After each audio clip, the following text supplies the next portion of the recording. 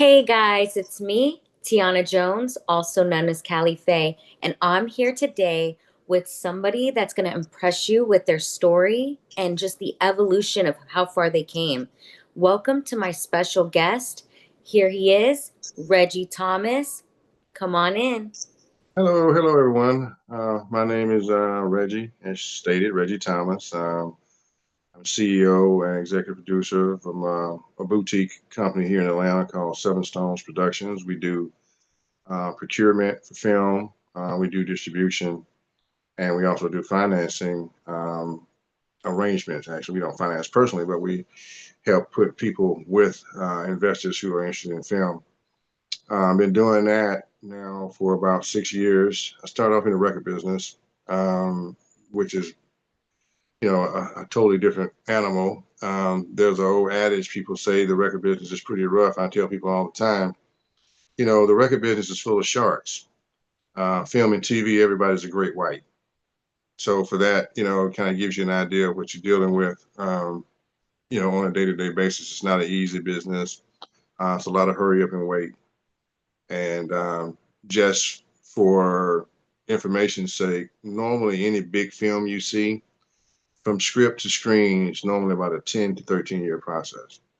Now that has changed a lot because you have more outlets now. You have streamers and OTT networks and things, but it's still a pretty lengthy, arduous project process. It's not easy. So for that reason, I also got involved on the distribution side, which made it easier because you don't have any investment in the film. You didn't have to cast it, you didn't have to pay craft services and all those intricacies. You just take a finished product, take the poster, and we act as an aggregator, which means we service all of the different streamers. And normally we end up our projects normally go to more than one streamer at a time. So, an example, you might be on Google Play, Amazon Prime, and then Freevee or Netflix. What we're doing now is we're trying to form a coalition of independent distributors and try to get our clients to focus on what we call TVOD. So just a quick lesson. So in streaming, you have three different classifications. You got AVOD, SVOD, and TVOD. AVOD is advertising video on demand. SVOD is subscription video on demand. Obviously, your bigger subscription services like Apple and Netflix. And then you have TVOD, which is transactional. Your transactional is where we want most of our film makers to focus their marketing on simply because that's where they're going to make money. Give an example. You may want to have your film streamed on Netflix until I tell you that in reality, Netflix only pays you 2 cents per hour of viewership. So in a 2 hour movie, every time somebody watches it, you get 4 cents.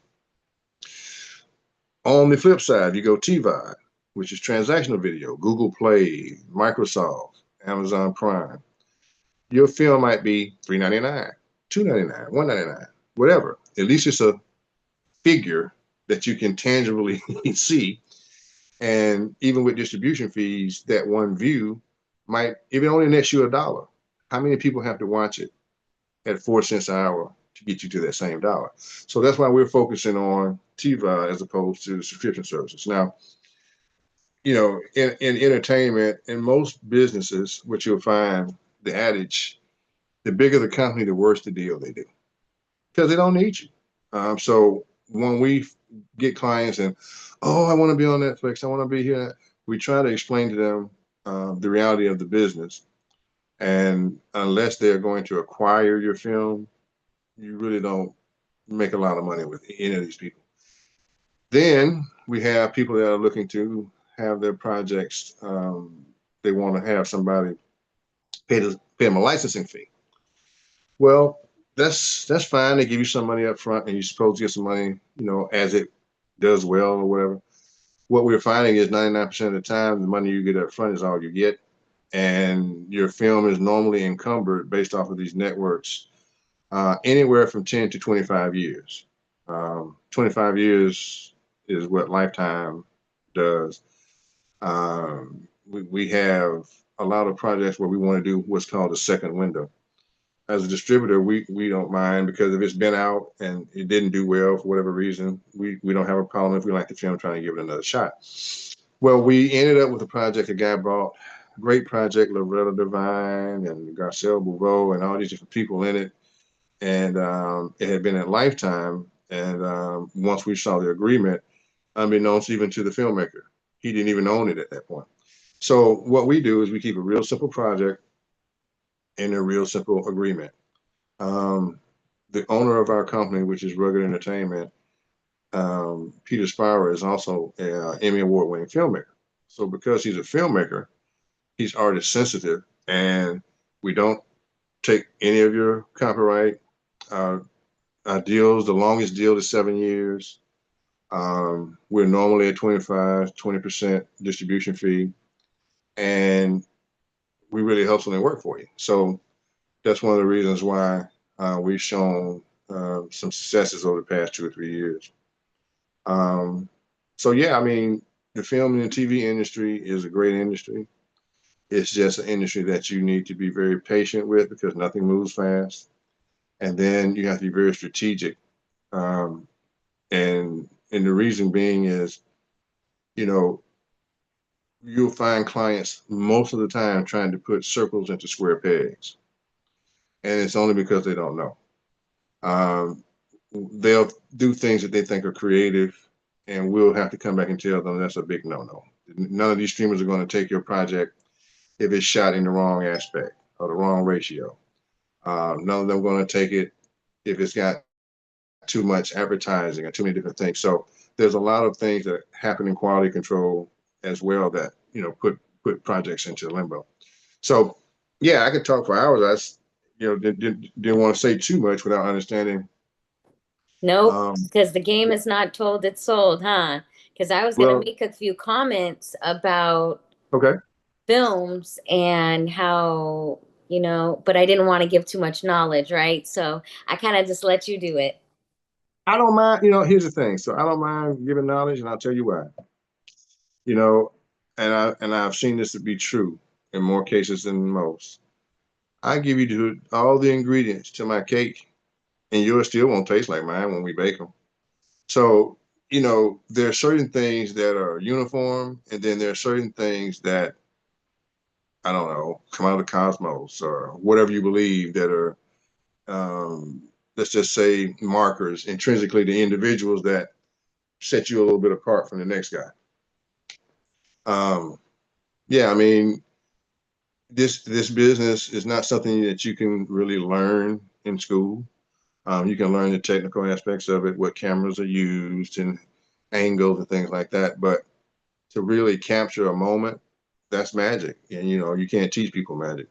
And so that's why you see people say, why are all the same people doing the same things all the time? Well, they've got their formula down to the magic. So the director that does a certain type of thing, if I'm doing that certain type of thing, I want him, you know. And so, because I know he understands the look I'm looking for, he understands the subject matter. So there's all kind of, this is really probably one of the most information based businesses.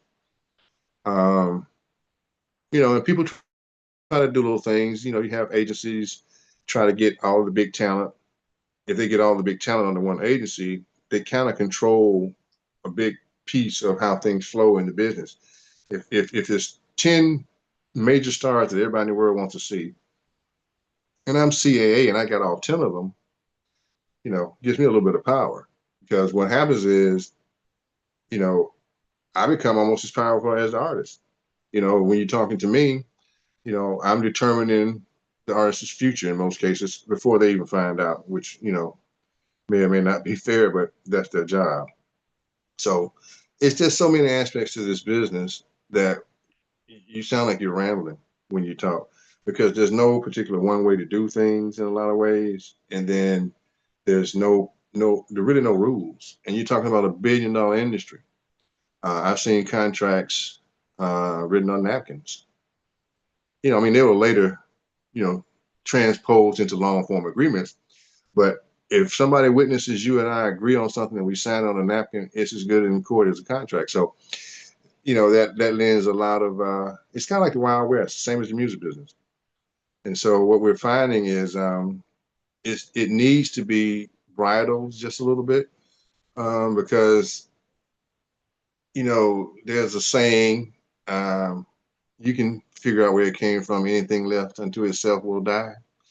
So in a lot of instances, you have to have some type of parameters so that you know things don't get out of hand, so to speak. So in the film business, that's why things, and so they devised that system to allow just about anything to be put on film.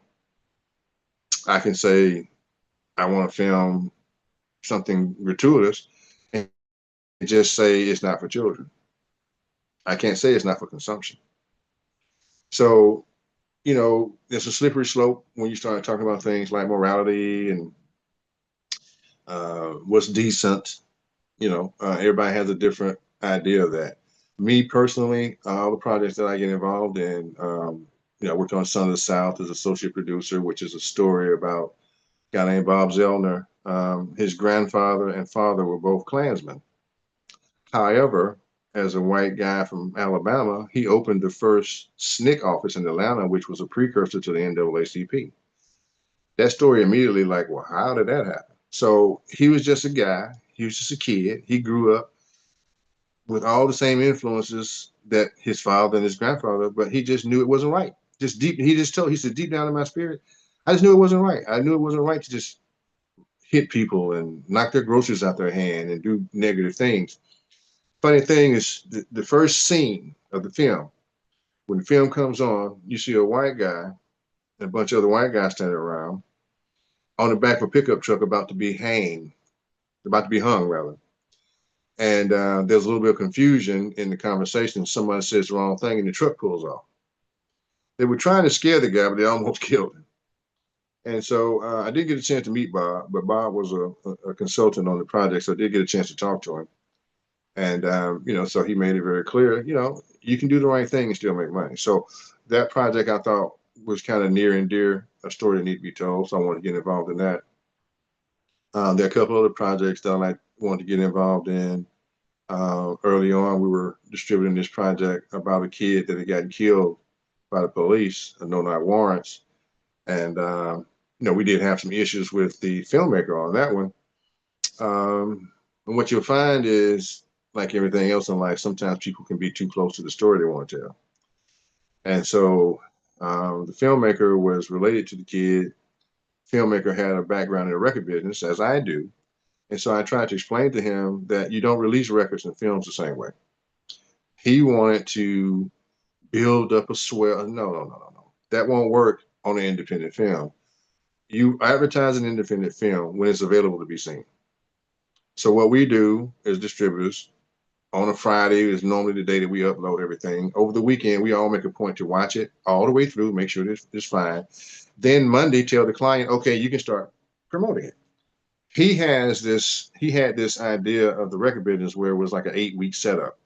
You put out a single, you work it, and then your albums. No, no, no. It's not the way it works in film. Film is different. I mean, I can't tell you today my film is coming out in 2 weeks. In 2 weeks, you'll be on to something else. You won't be thinking about my film unless it's a blockbuster in the theaters. So I'll use Sinners as an example. So Sinners went to the theaters, did well at theaters.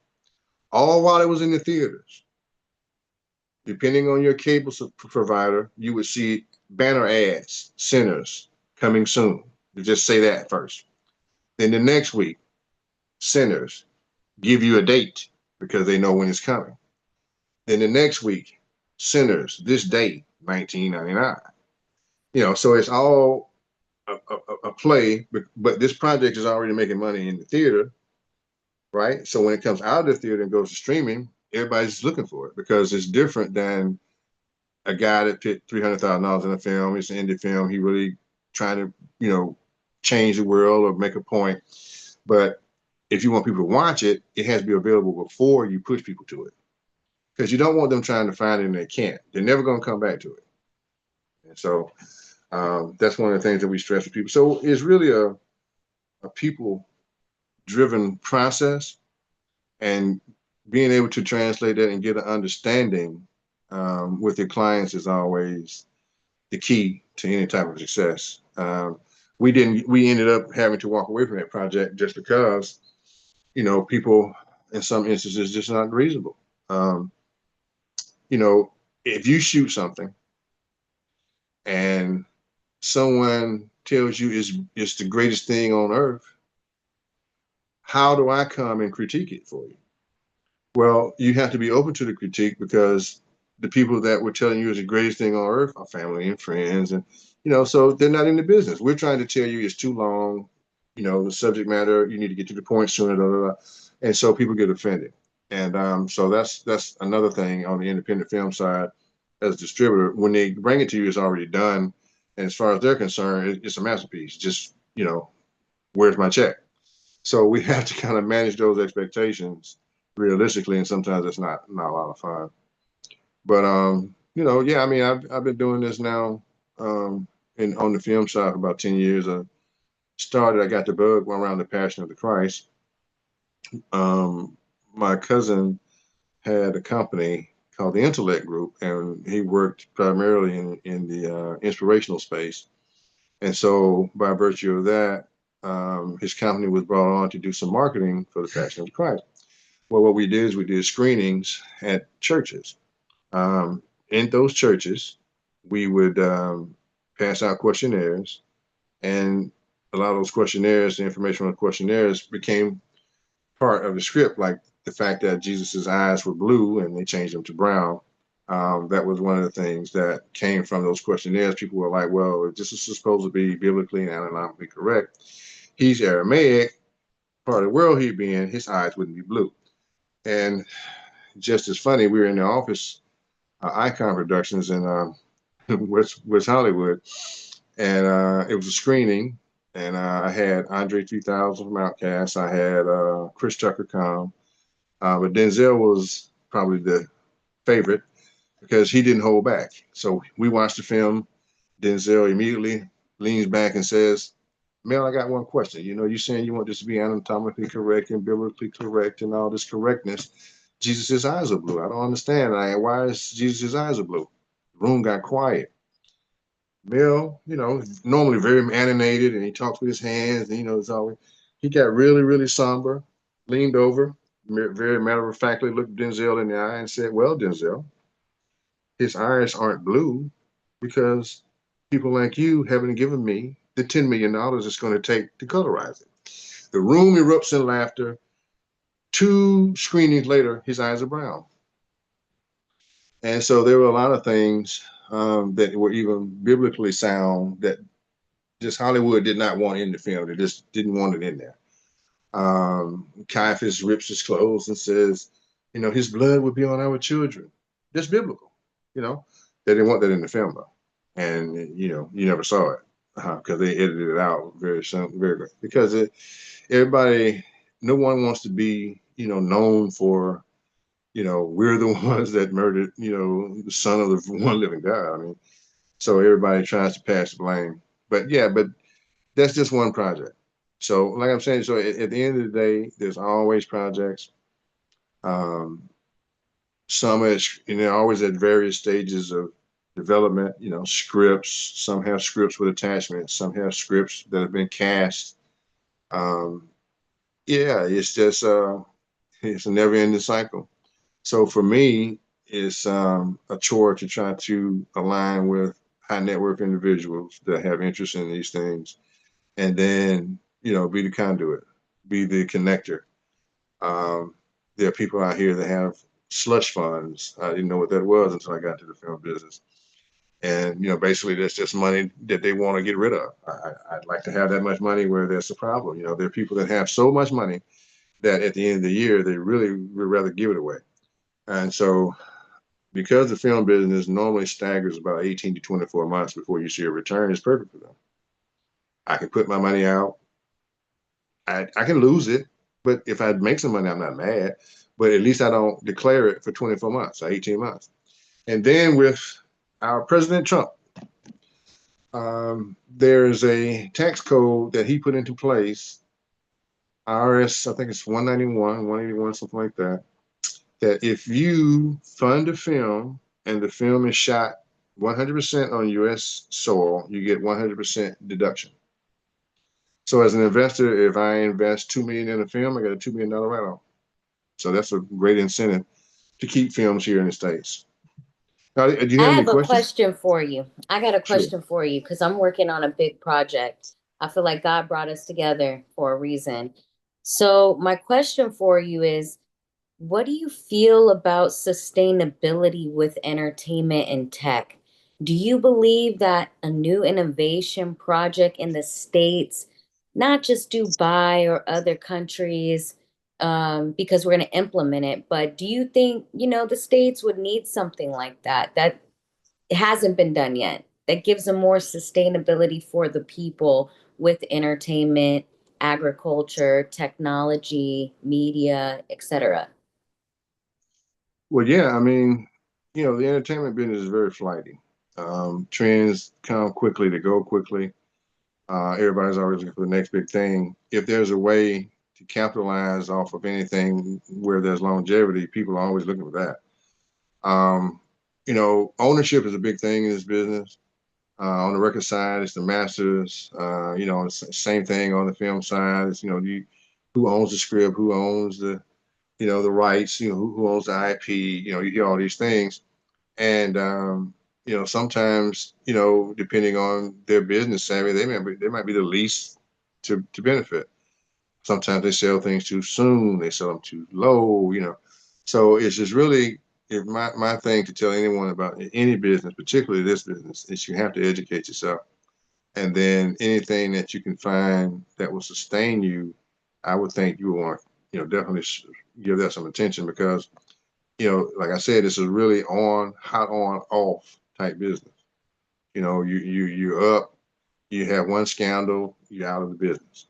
So it's really hair raising for you see people that have lasted years in this business. You might want to talk to them. They definitely know something. So it's a good thing for me because I'm not in any scandals, right? I'm a fresh Right. face, young, ready, impressionable, humanitarian because it's for the people. So I don't have an issue with thinking I'm going to have all those things going on.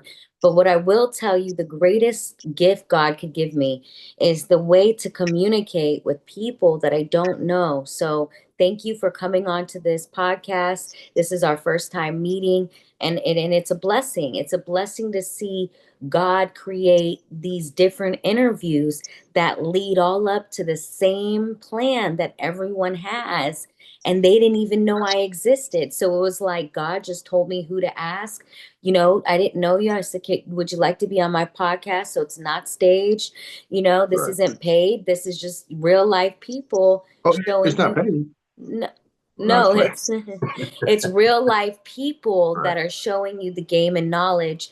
And I mean, dang, he gave you straight up so much game and knowledge about the film and music industry in a small formation. I mean, you guys, you got to give him credit for that.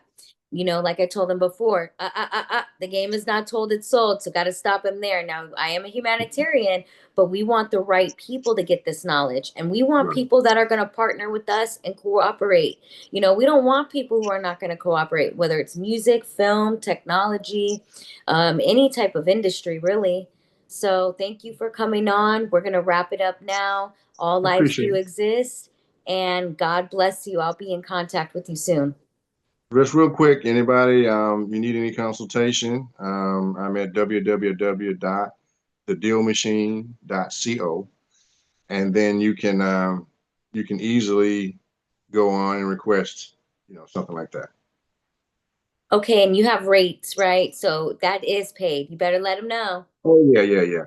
Well, I normally in that aspect, we work on retainers, but it's a case by case. We don't really have any like set things. We like to hear what you need first, and then we can determine, the level of we need to get involved. So, and I like people like that because I always wonder when people have consultations or things like that are creative, how do you know everything's going to cost the same? Some things are going to be less, some things are going to be more. So we try to be, objective and give people, the best bang for their buck. And Okay, thank you it's so really, much. It's really been a pleasure, Callie. I really appreciate you giving me the time to speak a little bit.